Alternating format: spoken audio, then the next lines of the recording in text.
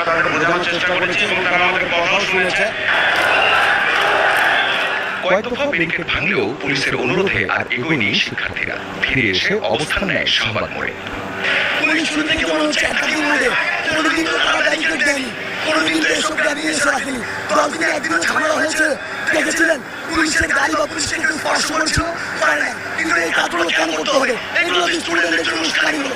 Police আমাদের মামুখী ছিল, শিক্ষার্থীরা কিন্তু শান্তিপূর্ণ কর্মসূচি ঘোষণা করেছে, শান্তিপূর্ণভাবে স্বাভাবিক অবস্থান করতে, কিন্তু তারা আক্রমণাত্মক ট্যাঙ্ক নিয়ে এসেছে, এখানে জলকামান নিয়ে এসেছে।